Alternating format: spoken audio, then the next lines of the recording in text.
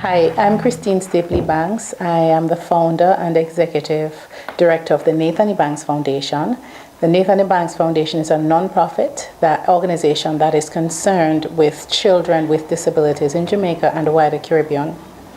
The foundation is formed in honor of my son Nathan, who at the age of 9 months was diagnosed with cerebral palsy.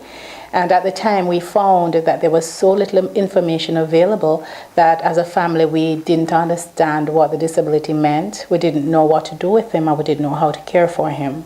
So in seeking to learn more about his disability and in seeking to understand how to care for him, we formed the Nathan Ebanks Foundation, which serves to advocate for the participation, inclusion, and empowerment of children with disabilities.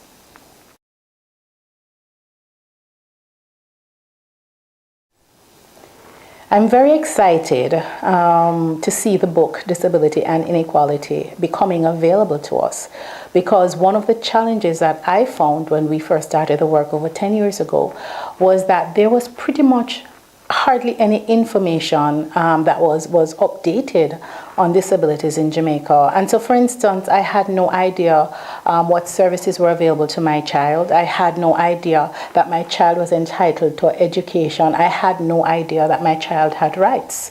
And I came into this knowledge through the work that I do through the Nathan Ebanks Foundation, because we do annual conferences and workshops and presentations where we always seek to bring others into the country to kind of guide us into understanding how to treat with disabilities. What I love about this work is that it is the first piece of homegrown work in about 30 years that gives this kind of focus on disability. And it's not just on disability from a top level perspective, but as I saw in the foreword, you know, about the lived lives of persons with disabilities, and that really jumped out to me because there is a perspective of disability that is very administrative, that doesn't reflect the true situation and experiences of the people who live it every day. And so to see a body of work that recognizes that distinction, that it highlights that there is a lived life, and then outside of the lived life, there is a systems life, the policy, the education, the health, the training. And so I'm very excited for this body of work, and I believe that it will be a very instrumental piece of work, particularly now since Jamaica has recently passed first disability law. And so I'm looking forward to what this work will present in helping us to kind of wade through the whole genres of disabilities and to be able to begin to build a life of inclusion for persons living with disabilities in Jamaica.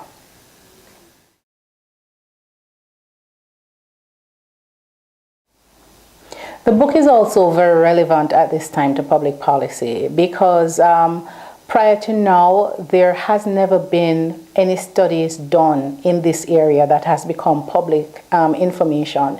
And so even as Jamaica moved to implement the Disabilities Act, there is now going to be needed information so that we can take an evidence-based approach to the work.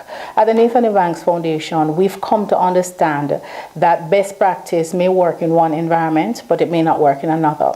And so we're going after evidence-based. What is the evidence? What is the research telling us? And so we're looking forward to this book being able to shed some light in that area, and that will be significant even for the public agencies as they themselves begin to understand what the law means for them as a public body, what it should look and feel like as they design their programs and policies.